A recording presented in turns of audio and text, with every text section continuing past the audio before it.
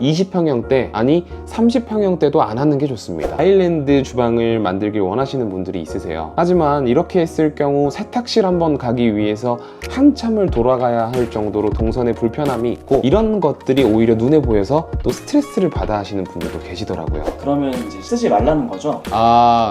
그건 아니고 다 쓰기 나름입니다.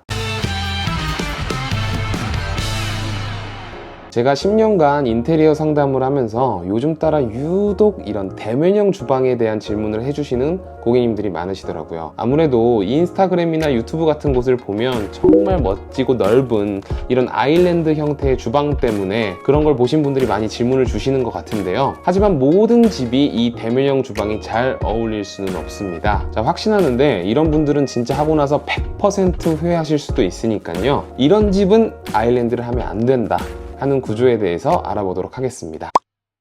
우선 대면형 주방이 뭔지 잘 모르시는 분들을 위해 설명을 좀 드리자면, 대면형 주방이란 벽을 보고 설거지를 하고 벽을 보고 요리하는 공간이 아닌 우리 가족들을 마주보고 조리할 수 있는 이런 11자 형태의 구조를 말합니다. 이렇게 이쁜 대면형 주방은 이 장단점이 너무 명확하기 때문에 제가 꼭 뜯어말리고 싶은 유형이 있습니다. 첫 번째, 20평형대 아니 30평형대도 안 하는 게 좋습니다. 건축 당시 구조에 따라 다를 수는 있겠지만 특히나 구축 20평형대 30평형대 아파트들은 정말 비추천을 드리는데요. 구축 20평형 아파트 중에 당시에 나름 구조를 잘 뽑은 아파트들이 있어요. 방 3개의 이 투베이 구조 아파트들, 이 아파트들이 그 당시에는 꽤 많았었거든요. 이 구조들 같은 경우에는 가족들이 많았을 때는 굉장히 좋죠. 방이 많으니까.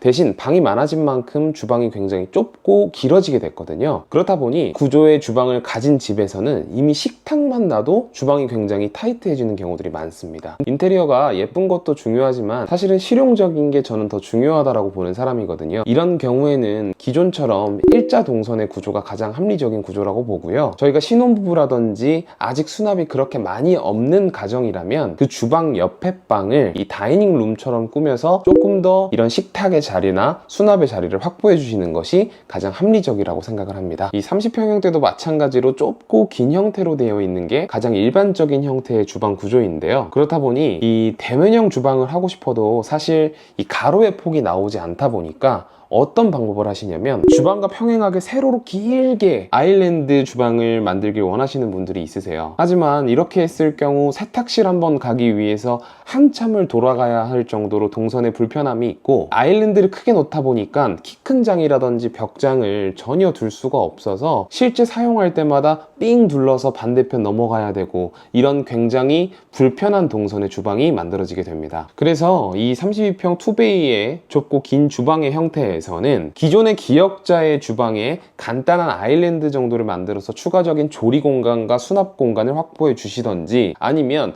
뒷면을 일자로 만들고 개수대나 그러니까 싱크볼이나 인덕션을 이 아일랜드 쪽으로 빼서 삼각 동선을 만들어 주시는 게 가장 합리적인 방법일 수가 있을 것 같습니다. 하지만 이렇게 만들었을 때는 냉장고가 2대 이상 들어가긴 힘들기 때문에 냉장고 1대 정도는 어디다 놔야 할지 담당 디자이너와 꼭 상의를 해보시길 추천드리겠습니다. 자, 두 번째로는 이 냄새나 기름 튀는 거에 예민하신 분들은 절대로 하시면 안 됩니다. 아무래도 환기가 어렵기 때문인데요. 대면형으로 주방을 구성을 하게 되면 인덕션이 아일랜드 위로 올라오게 되죠. 그러면 인덕션이 왔으면 같이 따라와야 되는 게 뭘까요? 바로 후드입니다. 이 후드 같은 경우에는 대표적으로는 3가지 종류 정도가 있는데, 일반적으로 많이 봐오셨던 이런 아일랜드 후드나 혹은 요즘엔 인덕션과 후드가 합해져 있는 올인원 인덕션, 그리고 바닥에서 올라오는 이런 다운드래프트 형태의 이제 후드들이 있습니다. 근데 어떤 후드를 선택하시더라도 무엇보다 가장 힘든 부분은 기존의 창가랑도 멀어지고 이 벽이랑도 멀어지는 거실을 바라보는 대면형 주방을 하다 보니 고기나 생선 같은 걸 구울 때 이런 연기나 눈에 보이지 않는 기름이 사방에 튄다라는 점인데요. 그래서 이 공사를 끝낸 지 1, 2년이 지난 고객님들 댁에 다시 가보면 결국엔 이런 판넬을 끼워서 쓰고 계시더라고요. 그래서 이런 말씀을 드리고 나면 고객님들께서는 오히려 반대로 이렇게 질문을 하세요. 그럼 인덕션이 바깥으로 나오는 게 아니라 싱크볼이 아일랜드로 나오면 되지 않나요? 라고 질문을 해주시는데, 이렇게 공사를 하면 또 이제 비용이 상승을 합니다. 아일랜드에 싱크볼이 가기 위해서는 우리가 기본적으로 필요한 게 급수와 배수, 즉 물이 나가는 통로와 들어오는 통로가 필요해지거든요. 그거에 대한 설비 공사가 필요해지고요. 두 번째로는 이 아파트 구조나 상황에 따라서 기존에 있던 온수 분배기 마저도 또 주방 아일랜드 쪽까지 넘어와야 되는 경우가 생길 수도 있어요. 그렇게 되면 사실 꽤 넓은 범위를 까내고 공사를 해야 되기 때문에 적은 공사라고 볼 수가 없거든요. 이뿐만 아니라 반대로 여러분들이 지인분들 집에 가면 가장 많이 보는 공간이 어디신가요? 보통은 주방이랑 화장실이거든요.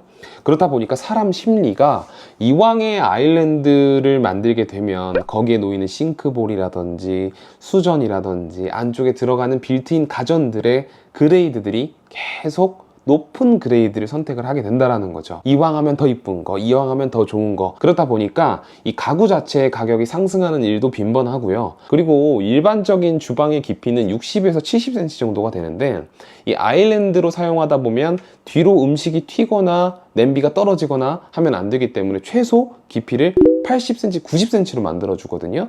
이러면 수납이 많이 들어가 줘야 되고 상판이 늘어나다 보니까 이 전체적인 주방의 볼륨이 커지면서 또 금액이 올라가는 요인이 되기도 하는 거죠. 자, 그 다음은 부지런한 사람이 아니면 좀 피하시는 게 좋으실 수도 있습니다. 뭔 소리예요, 그게?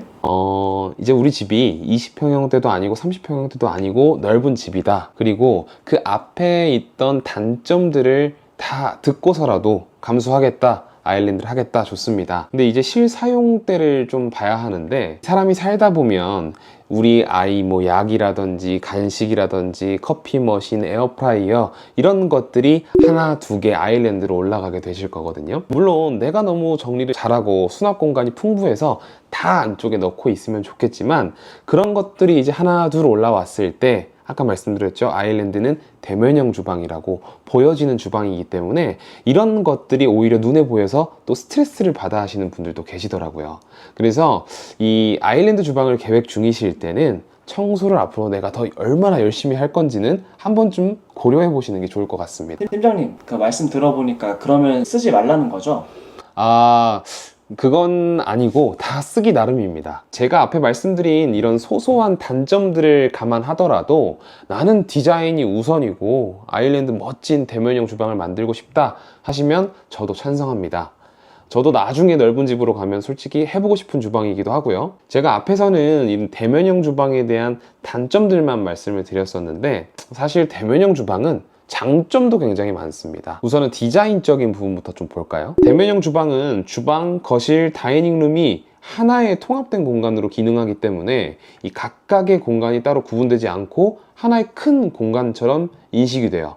이는 이 전체적인 공간 활용도도 높이고 넓고 웅장한 느낌을 줄 수가 있겠죠. 이렇게 대면형 주방은 집의 중심지로 활용이 되면서 우리 집에서 가장 중요한 포인트가 될 수 있는 공간이기도 합니다. 기존의 일자나 기역자, 디귿자 주방의 형태에서 이 상하부장이 있는 구조였다면 대면형 주방이 되면서 벽장이 싹 사라져서 상부의 공간이 굉장히 시원해지고 벽장이 사라진 공간을 뒷면의 키 큰 장들에서 부족한 수납 공간을 받아주게 되죠.